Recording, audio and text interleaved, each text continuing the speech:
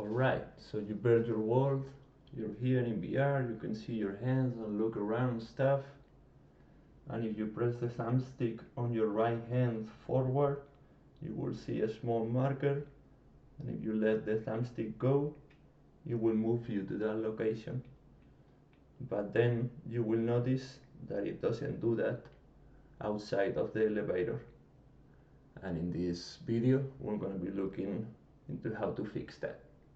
And by the way, if you are using Oculus Quest with Oculus Link like me, the only way I managed to Chrome to work properly is to start it with these flags that I will put on the video description. So this is way to fix this. We'll probably just traverse the model.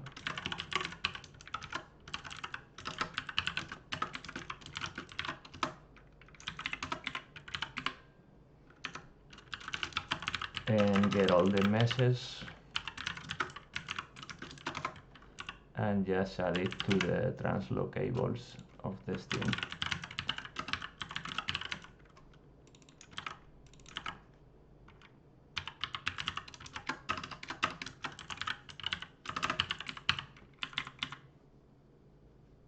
These translocables arrive, what it receives is an arbitrary list of meshes, and when you press forward on the thumbstick, it will test and recast all those meshes and try to find any face that is facing upwards, and it will allow you to teleport there. And just like that, now it's fixed. Like I say, we'll try to find faces that are facing upward, and if you hit a wall, it will bounce off it and try to find the nearest ground. This is probably the most straightforward way to get any arbitrary mesh into the teleport system, but it's something I don't really advise for the spot from the blocks editor, because for things like this cross model, it thinks it's a wall and it does some weird stuff, so I'm gonna show you a better method. Okay, so the first thing we're gonna do is open the blocks editor. We're gonna load the model, and this time, instead of exporting the model, what we're gonna do is export the physics, which is a simplified representation of the geometry. We're gonna save it as test physics. And for that, we're going to be using the trusty models loader, but this time for physics definitions, and with the models test physics.json, and with the same scale as the model here. And this also returns a promise, but this time instead is a bunch of boxes, and so you can see what they look like. It's gonna be adding them to the steam,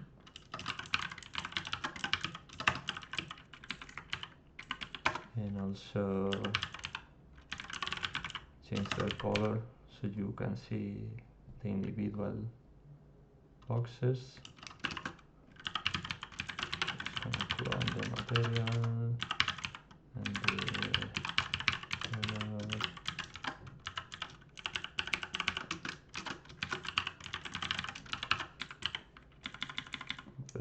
That should do, and I'm just gonna comment this out to hide the model so you can see only the boxes. And also I need to make this material is by default invisible. Just for demonstration purposes, put it visible, and there you go. And as you can see, these are way less boxes, and it doesn't include all the things that doesn't have mass, like the plants and stuff like that. If you see with the model, there you see that there are the plants, but they are not on the physics simplified representation. So that's what, instead of doing this, we just add the boxes as they are, and also push them to the translocables.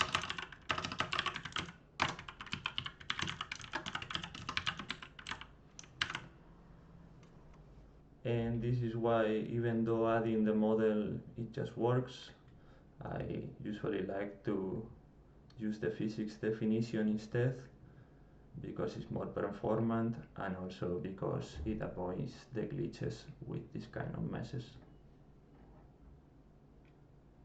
Okay, so that covers pretty much everything about the teleport system. So the other built-in locomotion system is the flying, and the only thing you need to do to toggle into that at any time is just get these constants, locomotions, from the steam, and set the steam locomotion equals to locomotions fly. And now with the right hand thumbstick, if you press forward, it will go into the direction of the hand. You can even go backwards and look to the side, and it will allow you to fly around the steam. The only thing this mode doesn't implement yet is to actually have collisions with the geometry. So beware that the user could, if you don't restrict it, go places that it doesn't supposed to be.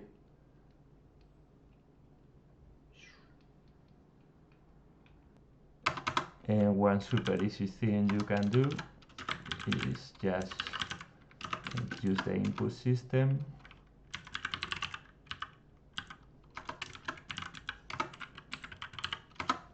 and to swap between locomotion modes. If that's something that you want to do, it will go like this.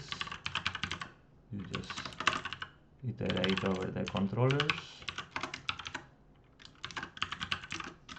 You get the hands and the buttons,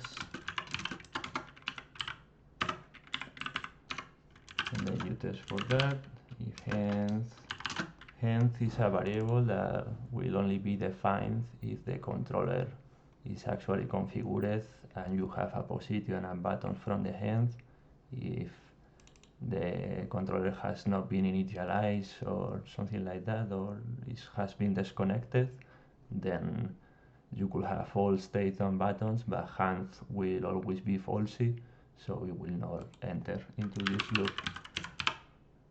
And then you just get, I don't know, the primary down, which is the A button, or the X on the left hand, and if that happens, then we switch the locomotion.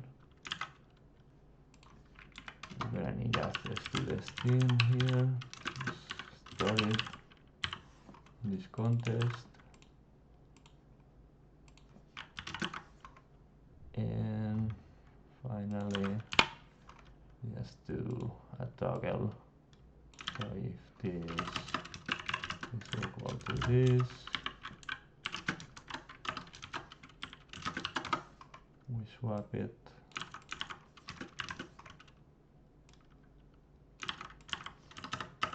We teleport. If not,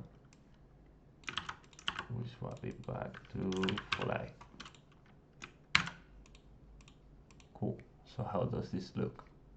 Okay, so as you can see, by default you get teleport, but if I press the A button once, I switch back into flying, and if I press, like example, X1, which is also the primary, I switch back to teleport. And you can do this under any condition on your code, like a trigger or a timer, some score, or whatever you want.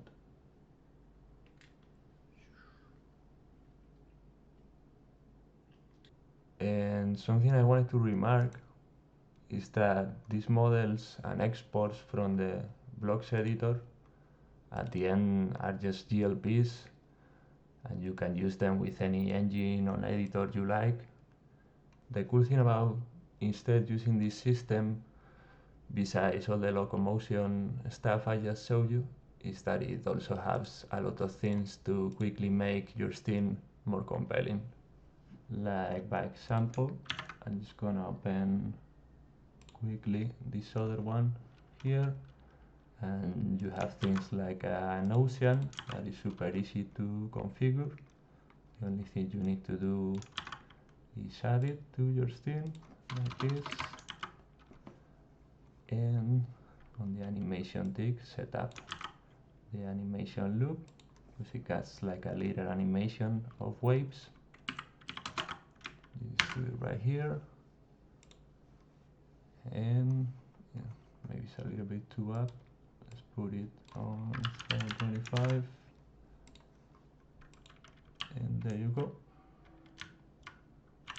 And just like that, you got a sweet ocean, but it's pretty calm because you cannot hear anything.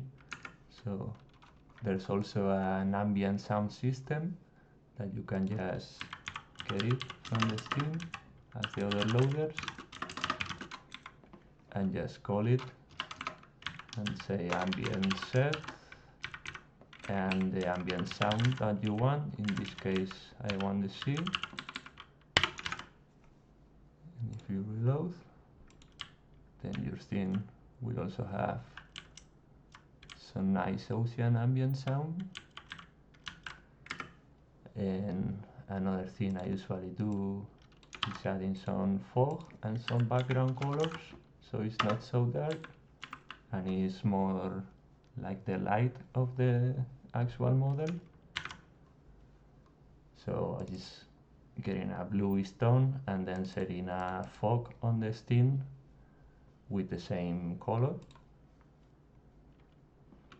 I probably need to import them, of course.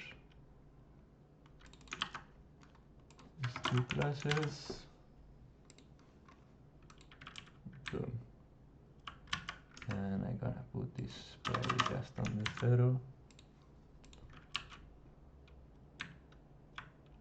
And looking good so far. And another thing you could super easily do is add some clouds. This is all for exteriors scene, of course. And you can just see the other samples have a lot of these things, and you can just copy and paste them. Most of them will work for your scene. We just create it and set the vertical position and add it to the scene, and just like the ocean, we animate them because they have like a little animation. They move around.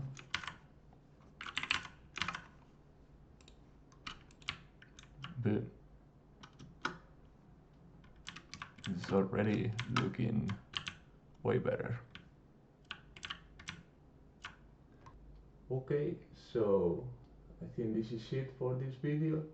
I hope it helps you understand the different locomotion systems, and I'll see you on the next one, which will be probably covering the basics of the physics system. Bye.